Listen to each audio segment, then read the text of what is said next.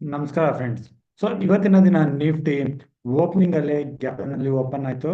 So ಅದಕ್ಕೆ ಕಾರಣ ಅಂತಂದ್ರೆ U S market Donald Trump ಏನು ತಾರೀಫ್ ನ ತಗೊಂಡ್ಬರ್ತಾ ಇದ್ದಾರೆ, ರೆಸಿಪ್ರೋಕಲ್ ತಾರೀಫ್.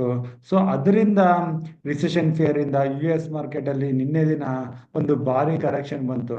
ಸೊ ಡೌ ಜೋನ್ಸ್ ಅಲ್ಲಿ ಬಂದ ಕರೆಕ್ಷನ್ ಅಲ್ಲದೆ ಇಲ್ಲಿ ನಾಸ್ಡಾಕ್ ಅಲ್ಲಿ ಕೂಡ ಅತಿ ಹೆಚ್ಚಿನ ಕರೆಕ್ಷನ್ ಬಂದಿತ್ತು. ಸೊ ಅದ್ರ ಕಾರಣ ನಾವು ಓಪನಿಂಗ್ ಅಲ್ಲಿ ನಮ್ಮ ಇಂಡಿಯನ್ ಮಾರ್ಕೆಟ್ ಅಲ್ಲಿ ಗ್ಯಾಪ್ ಡೌನ್ ಓಪನಿಂಗ್ ನ ನೋಡಿದ್ವಿ. ಆದ್ರೆ ನಾನು ಕಳೆದ ವಿಡಿಯೋಗಳಲ್ಲಿ ಕೂಡ ಹೇಳ್ತಾ ಬಂದಿದ್ದೆ, ಸೊ ಯು ಎಸ್ ಮಾರ್ಕೆಟ್ ಕಡೆಯಿಂದ ನಮ್ಗೆ ಗ್ಯಾಪ್ ಅಪ್ ಆಗ್ಲಿ ಗ್ಯಾಪ್ ಡೌನ್ ಆಗ್ಲಿ ನಾವು ಇಂಪಾರ್ಟೆಂಟ್ ಆಗಿ ಫಾಲೋ ಮಾಡಬೇಕಾಗಿರೋದು ಕೆಲವೊಂದು ಇಂಪಾರ್ಟೆಂಟ್ ಪ್ಯಾರಾಮೀಟರ್ಸ್ಗಳು.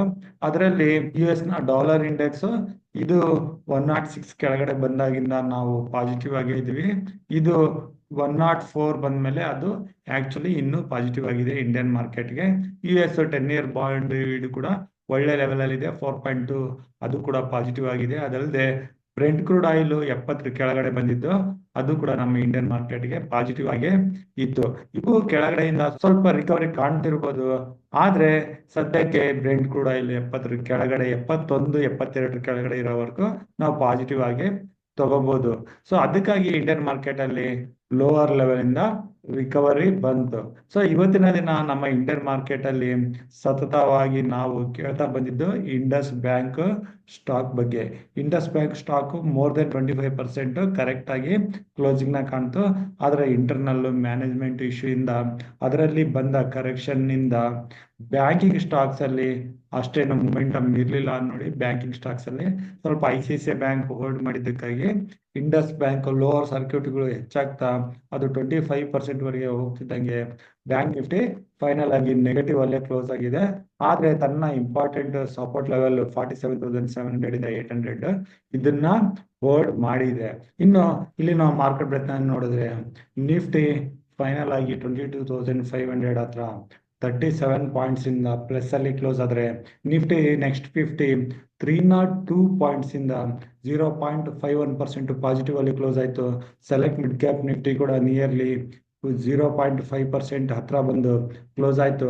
ಬ್ಯಾಂಕ್ ನಿಫ್ಟಿ ಆಲ್ರೆಡಿ ತೋರಿಸ್ದಂಗೆ ಇಲ್ಲಿ ಹೆಚ್ಚಿನ ಕರೆಕ್ಷನ್ ಬಂದಿತ್ತು, ಆದ್ರೆ ಫೈನಾನ್ಷಿಯಲ್ ನಿಫ್ಟಿನಲ್ಲಿ ಮಾತ್ರ ಅಗೇನ್ 0.5% ಗಿಂತ ಹೆಚ್ಚಾಗಿ 0.64% ಪಾಸಿಟಿವ್ ಅಲ್ಲಿ ಕ್ಲೋಸ್ ಆಯ್ತು.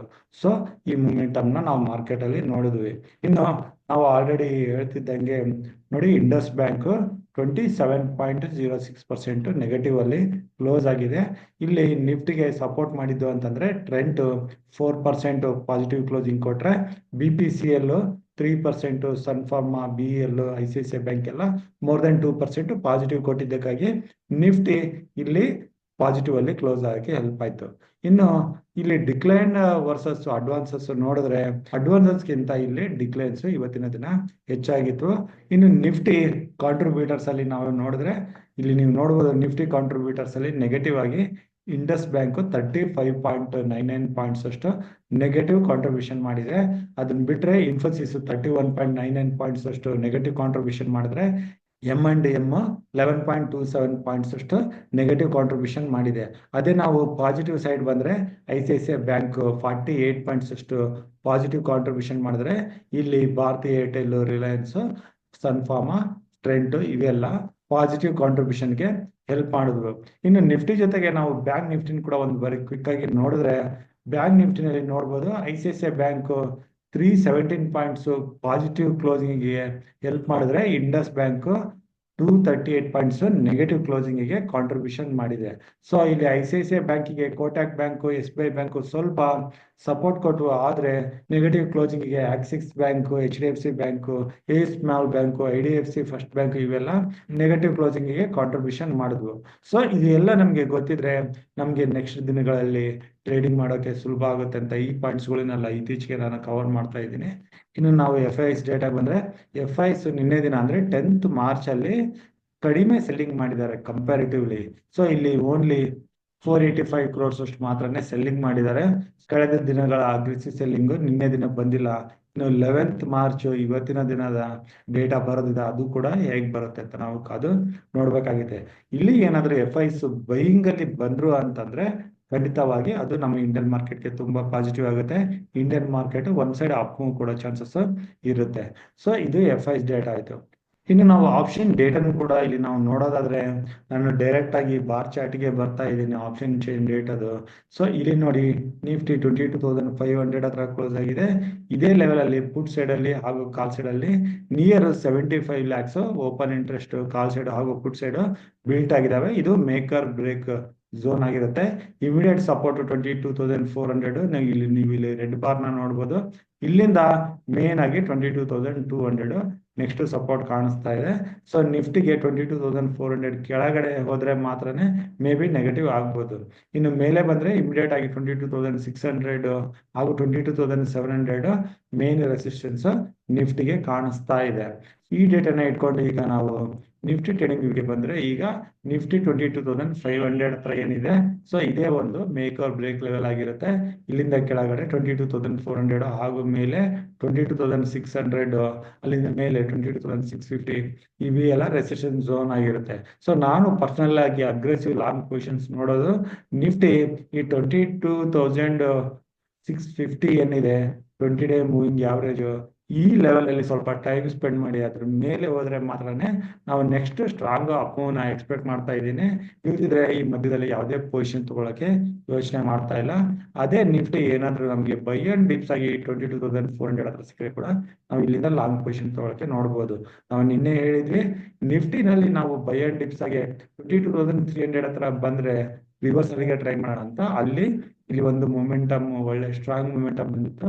ಸೊ ಅದೇ ರೀತಿ ನಾವು ನಾಳೆ ಕೂಡ ಅದು 12th ಮಾರ್ಚ್ ಅಲ್ಲಿ ಕೂಡ ಯಾವುದೇ ಕ್ಯಾಪ್ ಡೌನ್ ಅಥವಾ ನಮಗೆ ನಿಫ್ಟಿ 22,350 400 ಈ ಲೆವೆಲ್ ಅಲ್ಲಿ ಸಿಕ್ಕರೆ ಕೂಡ ರಿವರ್ಸಲ್ಗೆ ಲಾಂಗ್ ಪೊಸಿಷನ್ಸ್ ನ ಟ್ರೈ ಮಾಡಬಹುದು. 22,300 ಕೆಳಗಡೆ ಸ್ಟ್ರಿಕ್ಟ್ ಸ್ಟಾಪ್ ಲಾಸ್ ನ ಫಾಲೋ ಮಾಡಬೇಕಾಗುತ್ತೆ. ಸೊ ಆಲ್ರೆಡಿ ಹೇಳಿದಾಗೆ 22,650 ಮೇಲೆ ಸೆಷನ್ ಆಯ್ತು ಅಂತಂದ್ರೆ ಸ್ಟ್ರಾಂಗ್ ಅಪ್ ಮೂವ್ ಮೇಲೆ ಸಿಗುತ್ತೆ. ಇನ್ನು ಬಿಟ್ವೀನ್ 22,550 ಇಂದ 650 ಇವೆಲ್ಲ ಸ್ವಲ್ಪ ಕಂಜೆಸ್ಟೆಡ್ ಲೆವೆಲ್ ಅಂತ ನಾವು ಹೇಳ್ಬೋದು. ಇನ್ನು ಬ್ಯಾಂಕ್ ನಿಫ್ಟಿಗೆ ಬಂದ್ರೆ ಬ್ಯಾಂಕ್ ನಿಫ್ಟಿ ಇವತ್ತಿನ ದಿನ ಕನ್ಸಲ್ಟೇಷನ್ ಅಲ್ಲೇ ಇತ್ತು. ಇಂಡೆಕ್ಸ್ ಬ್ಯಾಂಕ್ ಇಂಪ್ಯಾಕ್ಟ್ ಇಂದ ಬ್ಯಾಂಕ್ ನಿಫ್ಟಿನಲ್ಲಿ ನಾವು ನೆಕ್ಸ್ಟ್ ಸ್ಟ್ರಾಂಗ್ ಲಾಂಗ್ ಪೊಸಿಷನ್ಸ್ ನ ನೋಡ್ತಾ ಇರೋದು 48,250 ಮೇಲೆ. ಇದು 10th ಮಾರ್ಚ್ ಕ್ಲೋಸಿಂಗ್ ಏನಿತ್ತು ಅದ್ರ ಮೇಲೆ ಬ್ಯಾಂಕ್ ನಿಫ್ಟಿ ಟ್ರೇಡ್ ಮಾಡಕ್ಕೆ ಶುರು ಆದ್ರೆ ಅಲ್ಲಿಂದ ಸ್ವಲ್ಪ ಮೊಮೆಂಟಮ್ ಬರ್ಬೋದು. ಆದ್ರೆ ಇಮಿಡಿಯೇಟ್ ರೆಸಿಸ್ಟೆನ್ಸ್ 48,500 ಹತ್ರ ಇರುತ್ತೆ. ಸೊ ಆದಷ್ಟು ಬ್ಯಾಂಕ್ ನಿಫ್ಟಿನ ಅವಾಯ್ಡ್ ಮಾಡೋದು ಬೆಟರ್. ಏನಾದ್ರೂ ಸ್ವಲ್ಪ ಲಾಂಗ್ ಪೊಸಿಷನ್ಸ್ 300 to 400 ಪಾಯಿಂಟ್ಸ್ಗೆ ಈ ಲೆವೆಲ್ ಅಲ್ಲಿ ಟ್ರೈ ಮಾಡಬಹುದು. ಅದೇ ಬ್ಯಾಂಕ್ ನಿಫ್ಟಿ 47,700 ಕೆಳಗಡೆ ಹೋಯ್ತು ಅಂತಂದ್ರೆ ಸೊ ಇಲ್ಲಿ ಹೆಚ್ಚಿನ ಕರೆಕ್ಷನ್ ಬರೋ ಚಾನ್ಸಸ್ ಇರುತ್ತೆ. ಸೊ ಇಲ್ಲಿ ಬೇಕಾದ್ರೆ ನಾವು ಸ್ಟ್ರಾಂಗ್ ಪೊಸಿಷನ್ಸ್ ನ ಟ್ರೈ ಮಾಡ್ಬೋದು. ಇನ್ನು ಬ್ಯಾಂಕ್ ನಿಫ್ಟಿ ಆದ್ಮೇಲೆ ನಾವು ಸೆಲೆಕ್ಟ್ ಮಿಡ್ ಕ್ಯಾಪ್ ನಿಫ್ಟಿಗೆ ಬಂದ್ರೆ ಸೆಲೆಕ್ಟ್ ಮಿಡ್ ಕ್ಯಾಪ್ ನಿಫ್ಟಿಗೆ ಕಂಪೇರ್ ಮಾಡಿದ್ರೆ ಒಂದು ಒಳ್ಳೆ ರಿಕವರಿ ಕೊಟ್ಟು ತನ್ನ 5-day ಮೂವಿಂಗ್ ಆವರೇಜ್ ಹತ್ರ ಕ್ಲೋಸಿಂಗ್ ನ ಕಂಡಿದೆ. ಸೊ ಇಲ್ಲಿ ನಾವು ಅಗೇನ್ ಲಾಂಗ್ ಪೊಸಿಷನ್ಸ್ ನ ಟ್ರೈ ಮಾಡಬಹುದು. ಸೆಲೆಕ್ಟ್ ಮಿಡ್ ಕ್ಯಾಪ್ ನಿಫ್ಟಿ 11,000 ಮೇಲೇನೆ ಸೆಷನ್ ಆಯ್ತು ಮೊದಲನೇ 15 ನಿಮಿಷ ಅಂದ್ರೆ ಅಲ್ಲಿ ಲಾಂಗ್ ಪೊಸಿಷನ್ಸ್ 10,975 ಹತ್ರ ಸ್ಟಾಪ್ ಲಾಸ್ ನ ಪ್ಲಾನ್ ಮಾಡಿ ಇಲ್ಲಿ ಲಾಂಗ್ ಪೊಸಿಷನ್ಸ್ ನ ಟ್ರೈ ಮಾಡಬಹುದು. ಟಾರ್ಗೆಟ್ 11,180 ಇಂದ 200 ಆಗಿರುತ್ತೆ. ನೀವು 11,200 ಮೇಲೆ ಕೂಡ ಸಸ್ಟೈನ್ ಆದ್ರೆ ನೆಕ್ಸ್ಟ್ ಅಪ್ ಮೂವ್ ಡೈರೆಕ್ಟ್ ಆಗಿ 11,500 600 ವರೆಗೆ 1 or 2 days ಅಲ್ಲಿ ನಾವು ಸೆಲೆಕ್ಟ್ ಮಿಡ್ ಕ್ಯಾಪ್ ನಿಫ್ಟಿನಲ್ಲಿ ನೋಡ್ಬೋದು. ಸೊ ನಾವು ಡಿಸ್ಕಸ್ ಮಾಡಿದ ಪ್ರಕಾರ ಸೆಲೆಕ್ಟ್ ಮಿಡ್ ಕ್ಯಾಪ್ ನಿಫ್ಟಿ ಹಾಗೂ ನಿಫ್ಟಿನಲ್ಲಿ ಲಾಂಗ್ ಪೊಸಿಷನ್ಸ್ ನ ಟ್ರೈ ಮಾಡಬಹುದು. ಪುಟ್ ಪೊಸಿಷನ್ಸ್ ಏನಾದ್ರು ಇದ್ರೆ ಬ್ಯಾಂಕ್ ನಿಫ್ಟಿನಲ್ಲಿ ಟ್ರೈ ಮಾಡೋದು ಒಳ್ಳೇದು. ಸೊ ಇಷ್ಟು ಹೇಳ್ತಾ ಇವತ್ತಿನ ವಿಡಿಯೋ ಇಲ್ಲಿಗೆ ಮುಗಿಸ್ತಾ ಇದ್ದೀನಿ. ನಾನು ಕೊಟ್ಟಿರೋ ಮಾಹಿತಿ ನಿಮ್ಗೆ ಇಷ್ಟ ಆದಲ್ಲಿ ಲೈಕ್ ಮಾಡಿ ಹಾಗೂ ನಮ್ಮ ವಿಡಿಯೋಗೆ ಕಮೆಂಟ್ಸ್ಗಳು ಇತ್ತೀಚೆಗೆ ಬರ್ತಾ ಇಲ್ಲ, ಆದಷ್ಟು ಕಮೆಂಟ್ ಮಾಡೋಕೆ ಪ್ರಯತ್ನ ಬಿಡಿ. ಹಾಗೂ ನಮ್ಮ ಯೂಟ್ಯೂಬ್ ಚಾನಲ್ ಇನ್ನೂ ಸಬ್ಸ್ಕ್ರೈಬ್ ಮಾಡಿಲ್ಲ ಅಂದ್ರೆ ಸಬ್ಸ್ಕ್ರೈಬ್ ಮಾಡಿ. ಇನ್ನು ನನ್ನ ಮುಂದಿನ ವಿಡಿಯೋ ಬರೋವರೆಗೂ ನಿಮ್ಗೆಲ್ಲ ನನ್ನ ಕಡೆಯಿಂದ ಧನ್ಯವಾದಗಳು. Thank you.